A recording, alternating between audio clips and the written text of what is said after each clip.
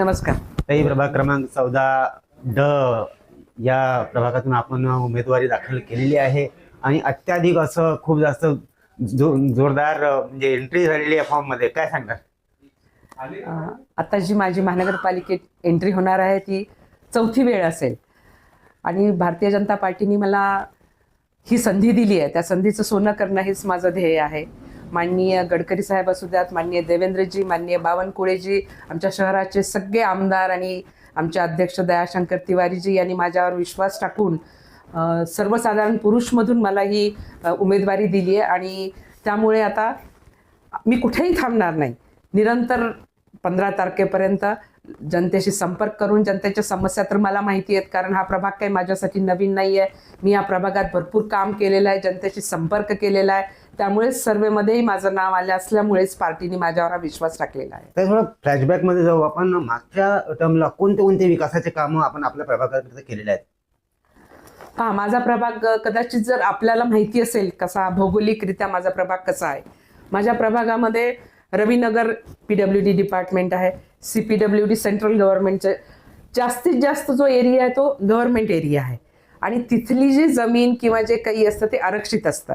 तरीसुद्धा रविनगर PWD मध्ये येत असताना सुद्धा तिथले लाईटचं जे सेक्शन आहे ते मी महानगरपालिकेत हँडओव्हर करून घेतलं आणि तिथे सगळीकडे पोल लावण्याचं काम केलं.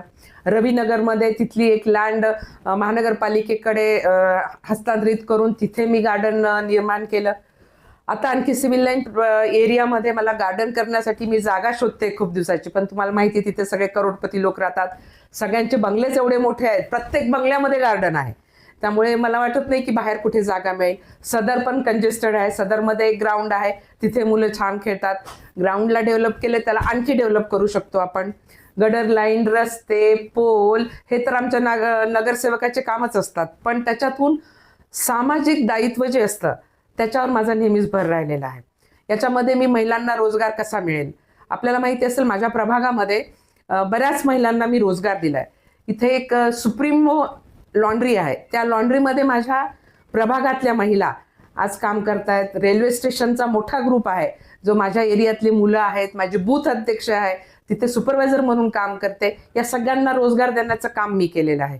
आपल्याला आठवत असेल मी जेव्हा महानगरपालिकेमध्ये महिला बालकल्याण चेअरमन होते तेव्हा मी रिसायकल स्टोअर्स ओपन केले आणि ते प्रत्येक झोनमध्ये एका बचत गटाला म्हणजे 10 बचत गट 100 बायका त्या झाल्या. महानगरपालिकेमध्ये पोटोबा नावाचं आज एक मोठ्या थाटामध्ये कॅन्टीन चालू आहे, तुम्हाला माहिती आहे. ते माझ्याच कार्यकाळात मीच पुढे होऊन ते केलेलं आहे आणि ते प्रत्येक झोनमध्ये तसं कॅन्टीन व्हावं अशी माझी इच्छा होती आणि ते बजेटमध्ये पण आलेलं आहे. असं रोजगार देणे हा माझा सगळ्यात मोठा माझं ध्येय आहे माझं. कारण पहा, कुठल्याही महिलेला जर रोजगार असेल तर तिच्यावर होणारे अत्याचार थांबतात, घरामध्ये तिला रिस्पेक्ट मिळतो. आपल्याला माहिती की ती जर कमवत असेल काही तर आपोआप घरामध्ये तिच्याबद्दल एक रिस्पेक्ट यायला लागतो. त्यांचं आरोग्य, महिलांचं, ज्येष्ठ नागरिकांचं आरोग्य आहे त्याच्याकडे लक्ष देण्याचं काम हेही माझंच आहे. माझ्या प्रभागात जे ज्येष्ठ नागरिक आहेत, युवा मंडळी जी आहे त्यांना शिक्षणामध्ये मदत करणं, या ज्या सामाजिक गोष्टी आहेत याच्याकडे मी जास्त लक्ष देत आहे. कारण माझा प्रभाग म्हणजे सुसज्ज आहे. सिव्हिल लाईनचे तर रस्ते प्रत्येक वर्षी असेंब्लीमध्ये आपोआप होतात, मला मागे लागण्याची गरज नाही पडत.